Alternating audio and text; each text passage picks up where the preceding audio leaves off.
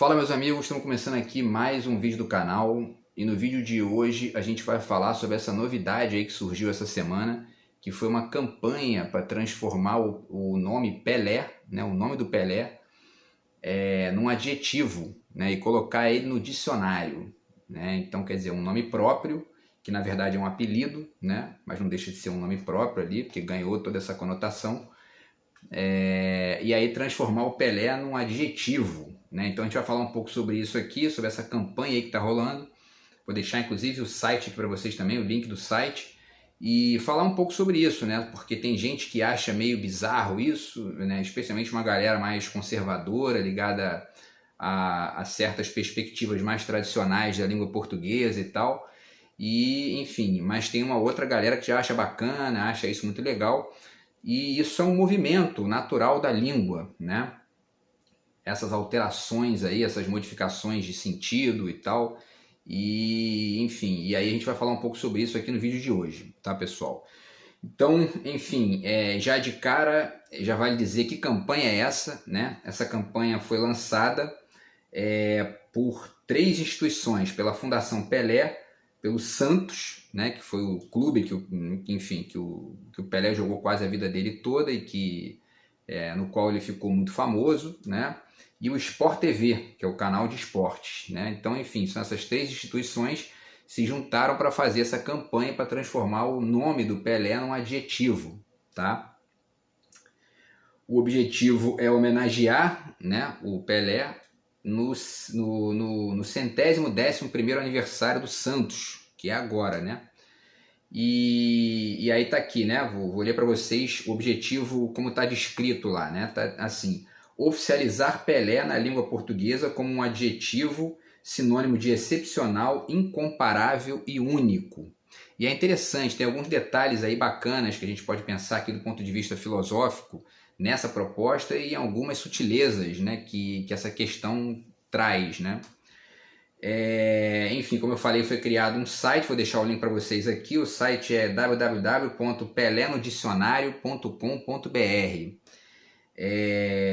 E aí o objetivo é recolher 100 mil assinaturas e parece que já chegaram em 100 mil assinaturas para poder, enfim, fazer uma certa pressão aí, né? A definição proposta é a seguinte, tá? Porque vocês sabem que o dicionário tem isso, né? Você tem a palavra ali em negrito e aí depois os sinônimos, né? Número 1, número 2, enfim, aí por aí vai. E aí a definição proposta para o adjetivo Pelé, né? O nome transformado em adjetivo seria número 1, melhor que todos os outros. Número 2, referência de grandeza. Número 3, inigualável. Número 4, sinônimo de excelência. E número 5, único. Né? Quer dizer, então todos sinônimos conectados com essa ideia de ser o melhor de todos, né? Enfim. E a gente sabe que todos os esportes e as atividades humanas, você tem essas figuras, né? É claro que quando a gente discute, por exemplo, filosofia e história da arte, a gente fala muito sobre a questão do gênio, né? E essa categoria de gênio, ela está um pouco superada, né? Está um pouco, ou talvez deixada ali em stand-by, né? Nos debates recentes aí das últimas décadas, porque ela ao mesmo tempo cria uma coisa meio, né, quase religiosa ali, né?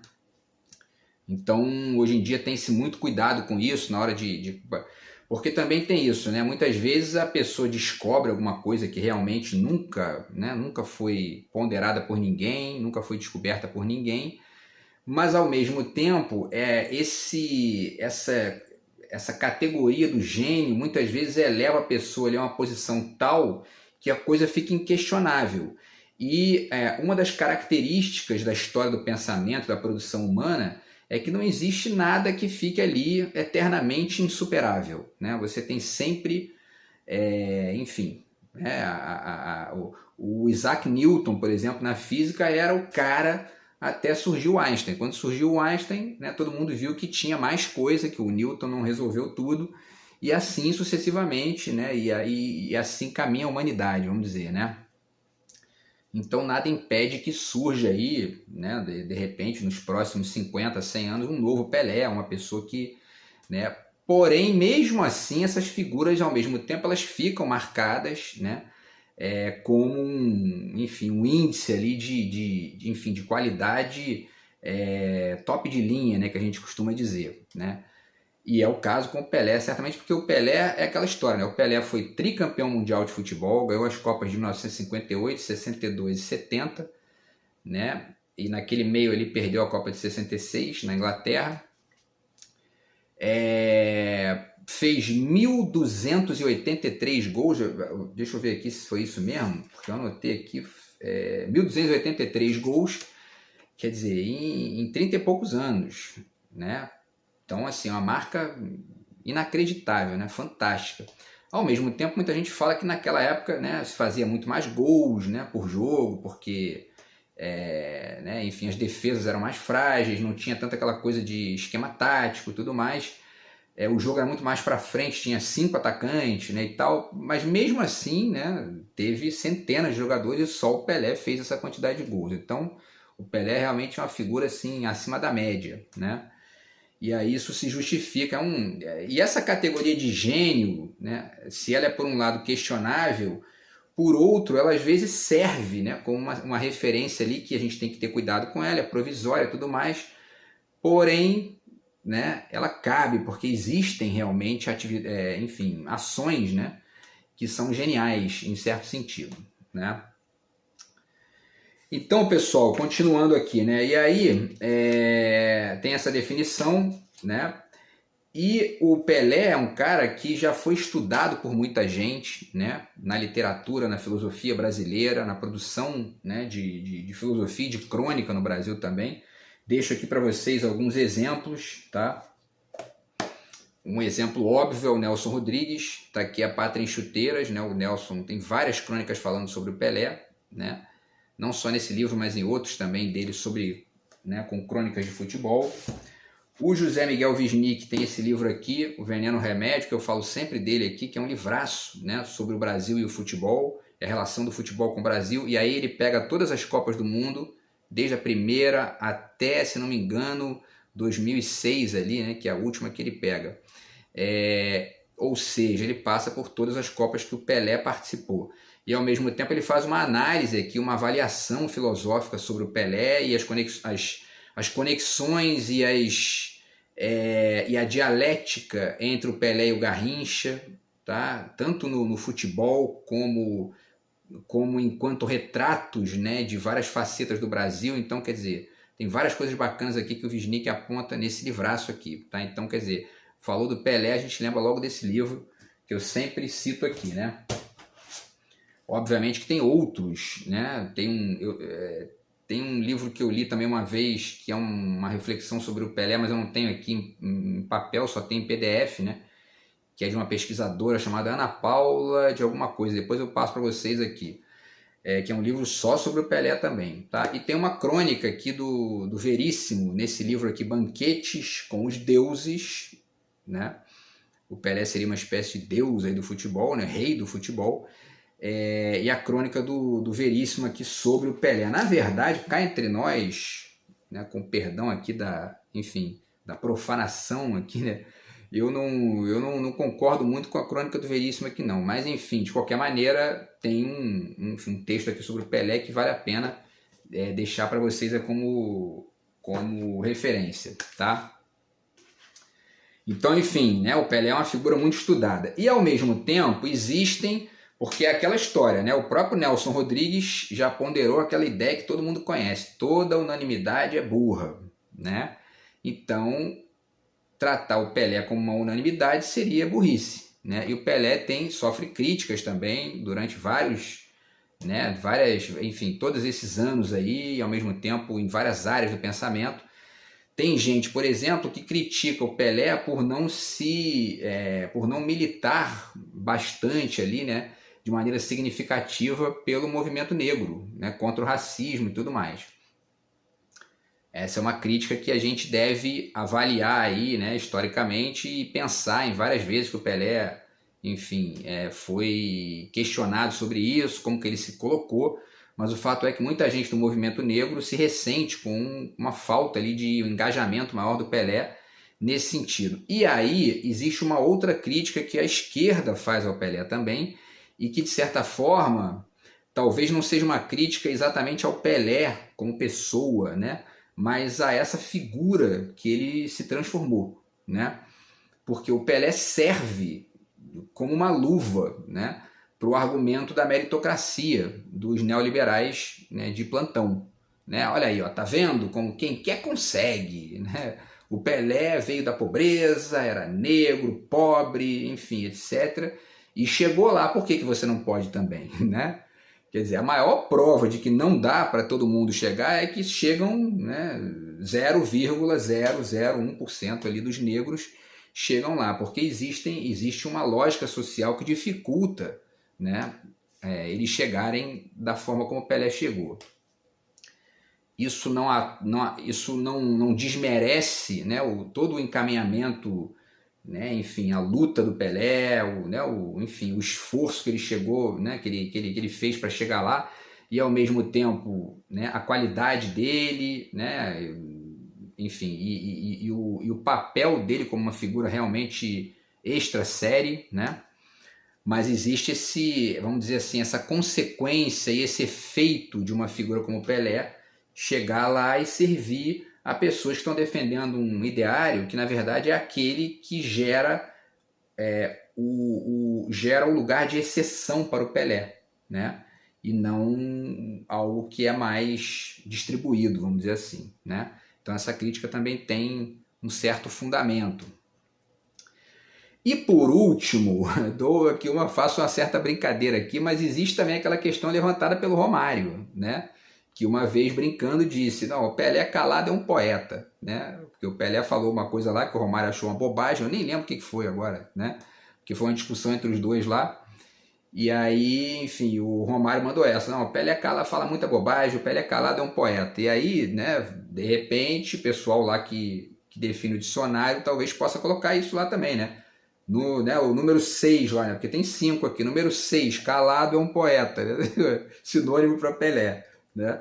E de certa forma, isso também é um certo sinônimo de excelência, né? Porque poeta, vocês sabem que é sempre um sinônimo de excelência, então, né, não deixaria de ser um sinônimo conectado com os anteriores, né? Vamos dizer assim, né?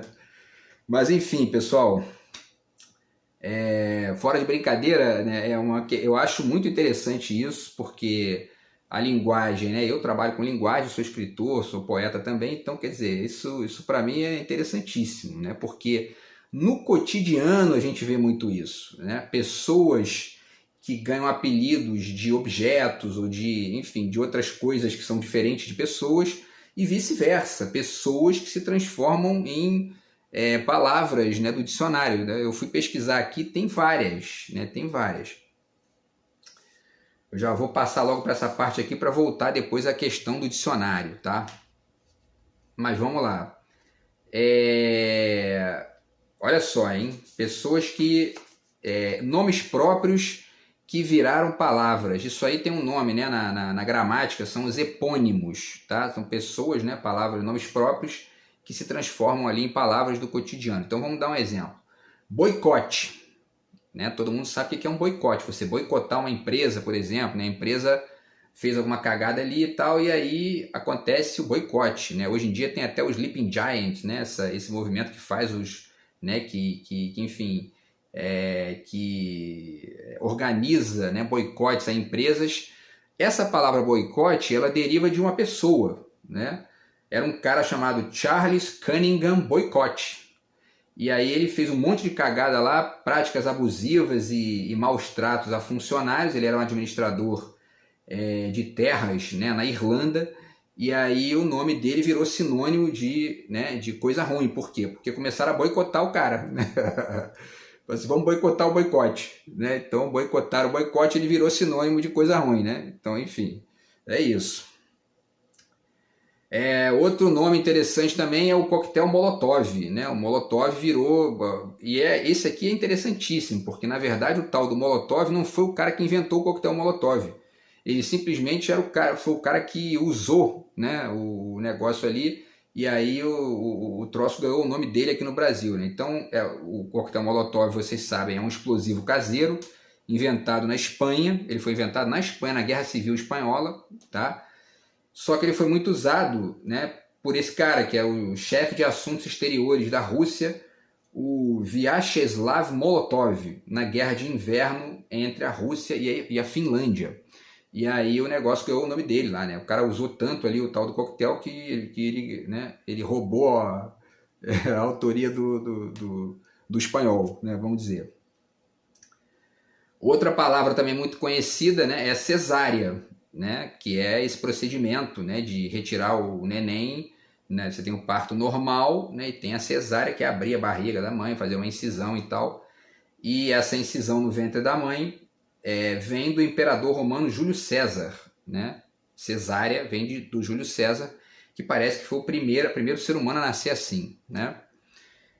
Outra palavra, guilhotina, também. Guilhotina, né, que é o instrumento de decapitação, né? Agora, ele também é o mesmo esquema do Molotov. Ele não foi inventado pelo tal do Joseph Ignace Guillotin, que foi o francês, né? Que era um cirurgião e deputado francês, mas foi esse cara que recomendou o uso do artefato para agilizar as execuções na Revolução Francesa lá. Então o Guillotin acabou roubando também a autoria do cara que inventou a guilhotina. Talvez o cara que inventou a guilhotina não tenha ficado tão incomodado com isso, né? Porque é um negócio meio bizarro, né? Tem o cara que inventou a bomba atômica, se incomoda profundamente, se incomodava, né? Profundamente com isso, se não me engano, o Oppenheimer. Agora depois eu tenho que pesquisar isso aqui, mas enfim. Então, às vezes, perder essas autorias não é tão ruim não, né? Enfim. E por último, pessoal, último exemplo aqui é a palavra baderna, né? Baderna, parece que em 1851, uma dançarina italiana chamada Maria Baderna esteve no Rio de Janeiro e causou uma grande confusão, então uma dançarina, né? Então ali meados do século XIX, imagina o conservadorismo da época, e aí a tal da Maria Baderna arrumou uma confusão danada aqui, pronto, Baderna virou sinônimo de confusão, né? Enfim. Então é um pouco isso, né? Os nomes próprios se transformam em adjetivos, né? E se transformam em palavras da língua portuguesa e de outras línguas também, né? Certamente tem vários outros exemplos aí nas outras línguas, tá? Enfim, pessoal, e aí voltando à questão do Pelé, né? Deixa eu me achar aqui. Voltando à questão do Pelé, tem o seguinte, né? Esse link que eu vou deixar para vocês aqui, vamos ver o tempo, esse link que eu vou deixar para vocês, nesse link eles trazem os motivos, né, pelos quais eles acham interessante que o Pelé se transforme num adjetivo, tá? Então vamos lá. Por que o Pelé tem que ser inserido no dicionário? Número 1, porque ele foi o maior de todos. Número 2, porque ele é o maior brasileiro de todos os tempos. Número 3, uma lenda e um recordista de gols e de títulos. Número 4, foi responsável por parar uma guerra na África. E número 5, porque ele possui títulos e medalhas além do futebol. Essa guerra na África foi uma guerra no ano de... Deixa eu ver aqui, porque o ano eu nunca guardo. A guerra foi em 1969, tá? No dia 4 de fevereiro de 69, era uma guerra na Nigéria, tá? Na região da Biafra ali, né? E aí o Santos foi jogar contra a seleção do centro-oeste nigeriano e os caras pararam a guerra porque o Pelé pediu lá, né? Só para a guerra para a gente poder jogar e tal. Eles pararam a guerra e depois que o Santos foi embora, a guerra voltou, enfim, foi uma guerra sangrenta. Ainda durou mais um ano lá e milhões de mortos, né? Enfim, negócio terrível. Mas o Pelé parece que ele parou a guerra lá. É uma questão, né? Ele não parou a guerra, né? Ele fez uma pausa na guerra lá, né? E aí criou-se toda essa lenda, mas enfim, né? Não deixa de ser um feito ali interessante, né? Enfim, e aí que mais? Então, pessoal, para finalizar, vale dizer para vocês o seguinte aqui, tá? Quem é que decide se uma palavra vai para o dicionário, não vai, né? Como é que funciona isso? Quem decide é um cara que tem o cargo dele, né? A área de atuação dele é a lexicografia, tá? Que vem de léxico, né? Então, quer dizer, a palavra, a língua e tal. Então, o lexicógrafo, né? Ou dicionarista são os profissionais responsáveis por monitorar o uso de novas palavras em materiais impressos, escrita virtual e também na língua falada, né? e aí eles analisam os significados contextuais da palavra e colocam no dicionário, né? E aí a gente passa a poder ali acessar também no texto escrito aquilo que a gente já está ouvindo na linguagem falada, que é sempre mais rápida, né, do que o texto escrito, né? Inclusive por isso que, né, que aconteceram alguns movimentos na história da poesia e, por exemplo, da literatura de maneira geral, né, sugerindo uma conexão com a língua falada para poder aprender, se não essa velocidade, mas pelo menos esse ritmo aí, né, de mudança que a linguagem falada carrega de maneira ali muito mais veloz do que a linguagem escrita, né? Um exemplo clássico disso é o modernismo brasileiro, né, do Oswald de Andrade, Mário de Andrade, que sugeriram ali esse retorno à língua falada, ou esse diálogo com a língua falada. O Oswald cita isso nos manifestos lá da antropofagia, do pau-brasil, essa questão da língua falada, né, que é o retorno à língua falada e tal, neológica, né, que ele chama, e isso é uma característica da literatura desde aquela época, né? Enfim, e aí tem o Oxford Languages, né, que é a maior editora mundial de dicionários, e ela faz 4 atualizações por ano. E eles dizem lá que todo ano entram entre 500 e 1.000 palavras novas, né, a cada ano no dicionário lá. E aqui no Brasil talvez seja um pouco menos aí, né, mas deve circular por aí também, tá?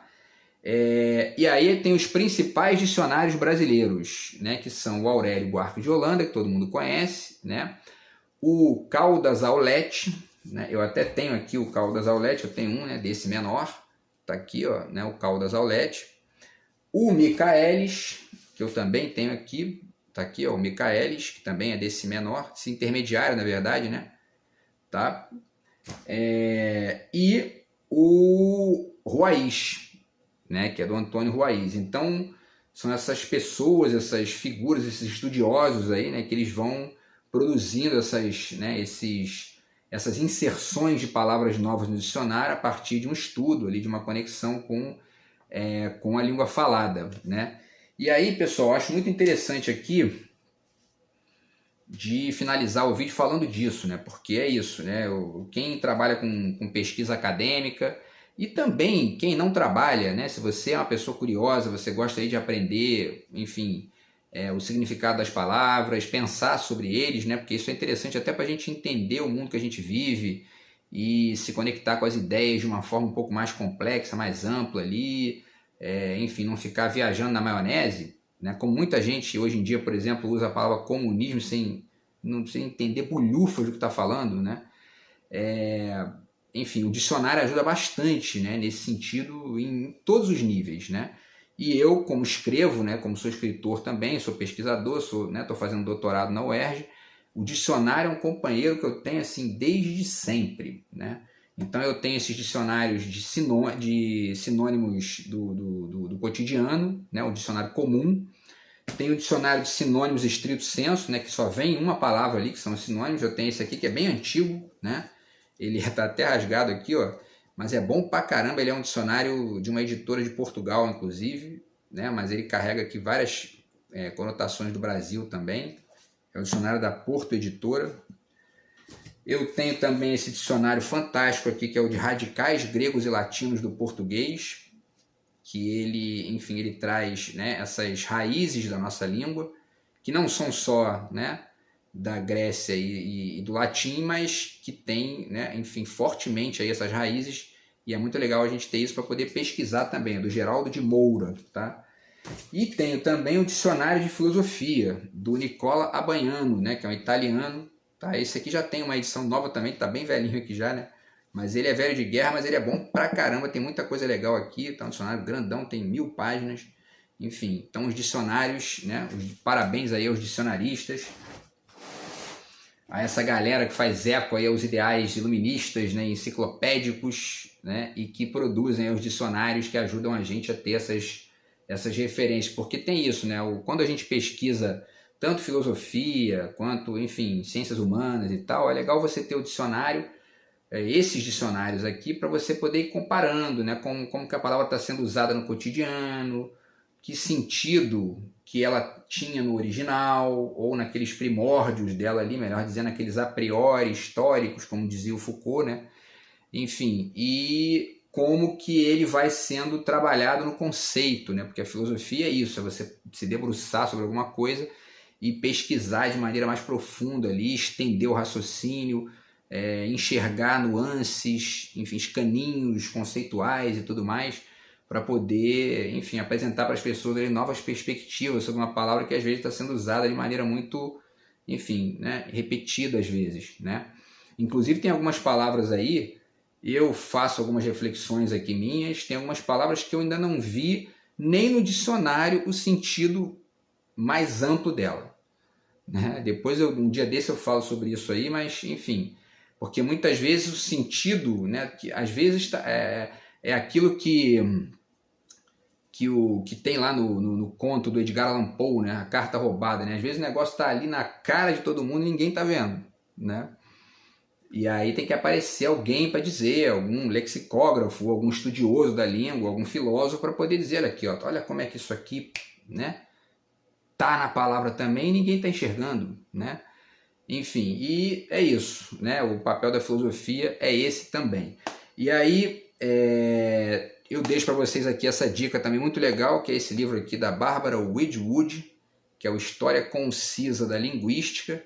E aqui vocês têm, né, um certo en passantzinho sobre alguns detalhes aí dessa história de como que se estuda as palavras, como que se, enfim, gramática, sintaxe, semântica, a história desses campos de conhecimento e tudo mais, porque tudo isso ajuda a entender aí esse jogo de linguagem que, enfim, que vai conectando a linguagem falada com a linguagem escrita e vice-versa, né? Porque essa é a movimentação aqui dessa proposta envolvendo o nome do Pelé, né? Então, pessoal, muito bacana aí essa iniciativa, né? Tá? Estamos chegando aqui ao final do vídeo. Muito bacana essa iniciativa, que é da Fundação Pelé, do Santos e do Sport TV, né? Muito bacana, a gente torce aí, eu apoio, acho legal que tem no dicionário. Agora, se sou eu colocaria lá o sinônimo número 6, entendeu? Calado é um poeta. Só que assim, né? Enfim, aí você deixa de repente ali alguma sugestão e tal, né? Porque de qualquer maneira não dá para acabar com a ambiguidade da língua, né? É muito difícil isso, né? Porque no fundo esse sentido do calado é um poeta, ele também está no cotidiano, né? Exatamente como você dizer que o Pelé do futevôlei, por exemplo, é o Belo, lá, o jogador que a gente do futevôlei considera, né, o melhor de todos os tempos. E realmente o Pelé virou uma espécie de adjetivo, né? E tem, agora, ao mesmo tempo tem essa aí, né? O sujeito fala uma bobagem, pô, meu irmão, tu calado é um poeta, né, cara? Entendeu? Dá para usar isso também. Então fica a dica aí, mas vamos continuar acompanhando, né, e torcendo aí, porque essa é uma questão muito interessante que envolve o movimento da linguagem, né? Então é isso, pessoal. O vídeo de hoje foi sobre isso e a gente se vê no próximo vídeo do canal, beleza? Abraço e fui!